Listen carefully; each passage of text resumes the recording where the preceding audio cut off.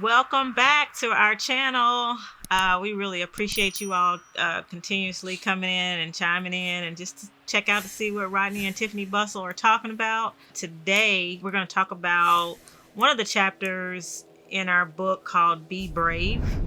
This was a time where I had to start making some decisions. All right. We had already been maybe 10 months in, 10, 11 months into our separation. It's time to start making a decision. Do I sign a renewal lease in my apartment? Do I go ahead and try to do counseling one more time? Because at this point, I had already said, let's go ahead and divorce. Let's just move on. Let's quit fooling ourselves. It's not gonna work.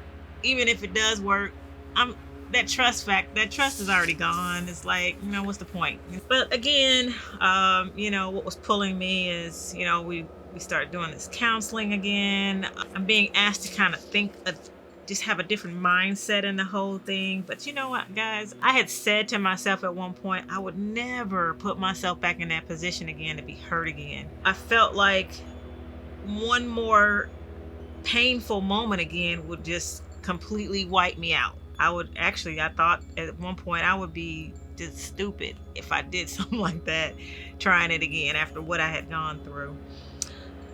But again, the Lord continued to show me different ways. He's so unique in the way he talks to you. Like I said, through his word, through other people. I described an experience that I had in regards to a dream that I had. Now, I have dreams all the time, and sometimes they're really vivid. Sometimes, they're dreams that actually stand out in your mind. But this one here was just so real. It was so crazy that it was almost like God was trying to speak to me through the dream. One evening, we went to go see the movie Creed, Rocky and everything. And I just remember commenting on the movie about just in general, why anybody would want to put themselves voluntarily in a boxing ring only to get beat up. Some people do it for fun, and that's one thing that's one sport I just never get. I don't get that. And so in general, that would be something I would never do, put myself in a boxing ring. So that evening after we saw that movie, I had this dream about me actually inside of a boxing ring. And I'm like, why am I here? Now, there's no one else around. There's no spectators or anything like that. I'm just there inside of a ring. There's not even anybody in the ring except me. But that alone frightened me, because that was an area that scared me, because I knew the purpose of being in a ring is to fight. One minute I'm sitting inside of a boxing ring. The next minute I start seeing advertisement of a fight to begin. And the advertisement, it was just kind of like imagining something writing, a white canvas with something writing on the wall, like writing. You don't see a hand or anything, but you just start seeing writing on the wall. And basically it was titled The Fight of Your Life. Then there was two images that were being drawn on this canvas, two boxing gloves, something like that. The Real Deal Holyfield versus Stone Cold. It was something like that. But Holyfield wasn't spelled like Evander Holyfield. Right. It was like holy being filled up, Yeah. So it was obvious at that point that it was kind of like good versus bad, very intimidating. So I was panicking even in my dream, because even though I didn't really know what this dream was about, I knew that one, I was supposed to have something to do with this fight, because I was placed inside the fight. I ain't even asked to be in the ring, but I just found myself in the ring. And one of the strategies for the Real Deal Holyfield was to just be still. So apparently, whenever it was time for me to actually do some fighting, my strategy was to be still, which didn't make sense to me at that particular time. Like, who just stands there and takes the blows? At the end of that dream, I woke up probably in the middle of the night, 3-4 o'clock in the morning. All I remember is I gotta write this down. I don't know what it means. I got up in the middle of the night in my apartment by myself, because I don't believe Anaya was there that night. I think she was home with Rodney. I went and found a piece of paper, a pen, and I just started drawing out what I saw in my dream.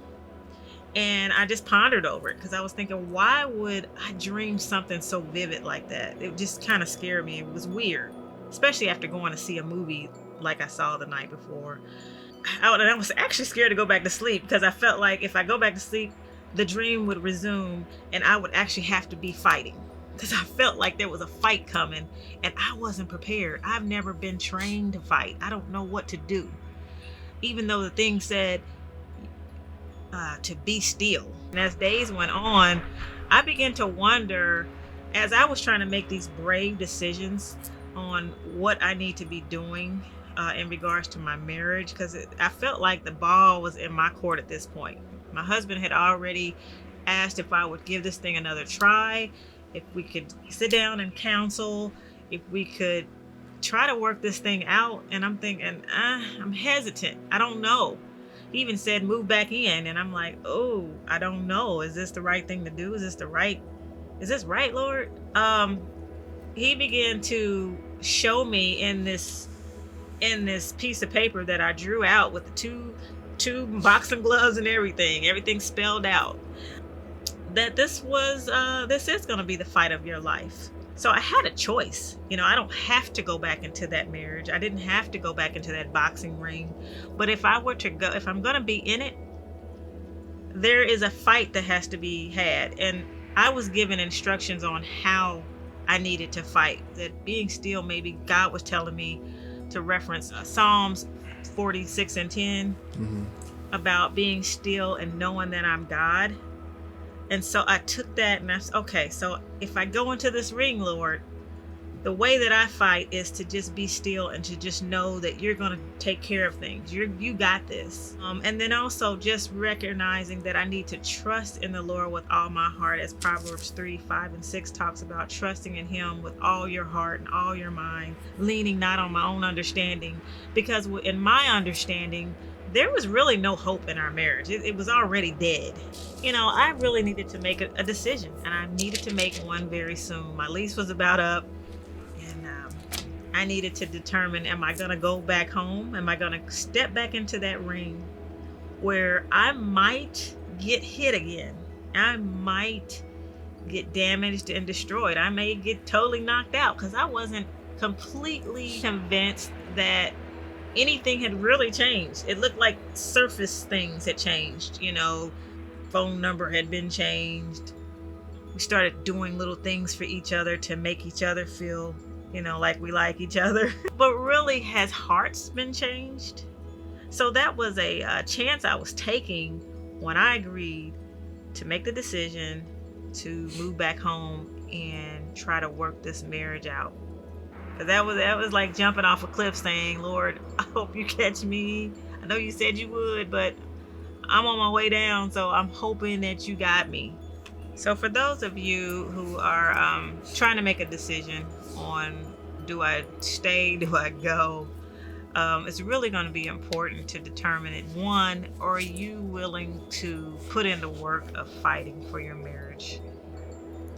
For me, being brave is trying to change my mindset. It was getting away from things that felt great, things that gave immediate gratification, and doing what I knew was right. I had to retrain my brain to not think that anymore. If I'm thinking about what's pleasurable, I had to change the way I was thinking to not think that was pleasurable anymore, but I had to see that situation as pain. And so and start seeing it as what's hurting me. See how it's hurting family, see how it's hurting kids, see how it's hurting your wife, see how it's hurting yourself as an individual. So I had to stop seeing the things that I saw as pleasure and start seeing the things that I saw as pleasure and see them as painful. So that's all I have to share about that part. But we definitely want other couples to understand that it's not an easy ride. It's doable. Fighting is not easy, because if anyone knows about fighting, you might throw some blows, but you gonna get some blows back. Just as anyone shooting at you, they shooting back. So it can be very discouraging. And we just encourage our viewers, our readers to know that God can. He can do all things. He's amazing. We are here today to talk about it.